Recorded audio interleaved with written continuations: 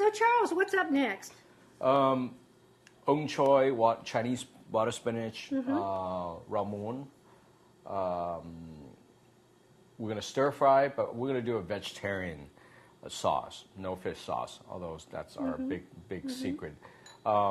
Bean curd, fermented bean curd comes in different, it's basically little cubes of tofu, if you will, been fermented. Some has spices with chili. Sometimes they call it Shanghai tofu with like five spice and a lot of spices. These are more for marinade, so I would like to get this more simple one, like the white one, and you can taste them. They're a little bit on the salty side, but it just has this great depth of flavor. It's just wonderful. So obviously you can't really throw this as a sauce. So you have to counterbalance that with a little bit of sugar. Again, it's a little lime juice. And you've just used a little small whisk there to make it into kind of a smooth paste, haven't you? And you want to make a sauce of maybe a little bit of water. I got some rice wine on the side, and we're gonna heat up. And this is a little delicate, so I don't want to cook this too much. So I'm gonna make this. And in fact, this is a very traditional way you would eat lamb. It's a dipping sauce for lamb. Oh, that would be delicious. So we're gonna do a stir fry dish. And the key thing to stir fry is you got to understand your capacity in your stove. You know, if it's not very hot, you just got to cook in small batches. Don't overkill it. And if you're gonna cook stir fry with other things like meat, do it in stages. You know, cook the meat first, remove it, cook the vegetable, assemble it. So it's not just put everything in and start cooking. Yeah. It's not like a salad bowl with a fire underneath. Right. You don't want to toss everything. People think it's a stir fry, so they keep throwing things in and stir fry. That's not what it is. Right. So the heat's very, very important.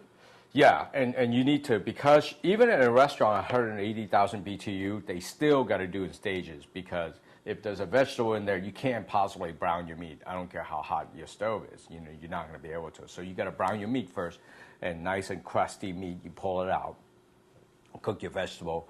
And if it's broccoli, you might have to cover it with a lid so that it's nice and soft. So the cover and stage it. And you want them, get them as hot as possible. I like to buy these sort of very simple Chinese wok with thin layered, and it could transfer the heat very quickly.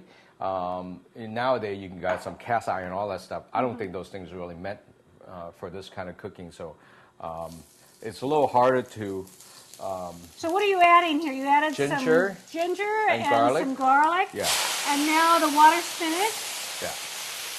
And you've cut that into maybe 3-inch pieces. Yeah. A little rice wine. Right. And I'm going to cook this. Now, if you don't have enough heat, put a lid over it. You know, if you just want to break that down before you add your sauce in there.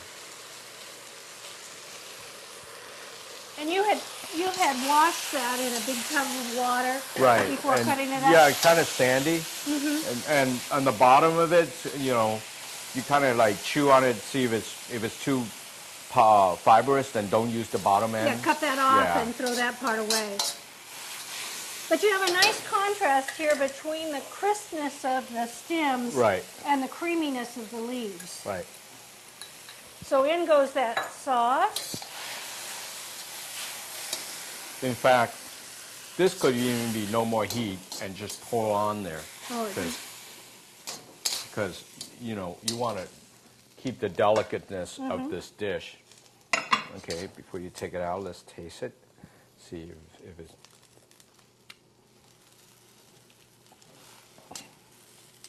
Tasting's real important, isn't it?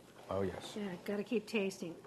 All right, so into the dish it goes, and it's just a beautiful bright green.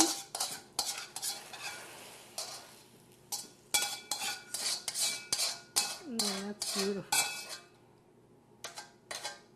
Now, all this could be in your cupboard. This thing will last 100 years, last forever.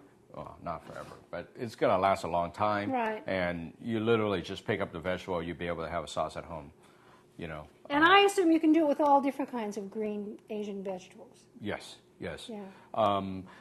Soybean, fermented tofu, or miso, they all come from the Phan family with soybean, and it just got a really depth of flavor. In fact, most of the vegetarian dishes in Asia are based on that. You know, they can't use butter, they can't use milk, so there's no fat in a lot of their cooking. So they're using the miso and the tofu to create different texture, to replicate meat, and not only texture-wise, also flavor-wise. So we're gonna have you taste. Ah, sounds like a good idea to me.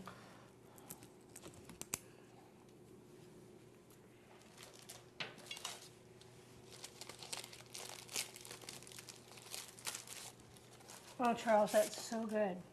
That is so good. Thank you so much. All right.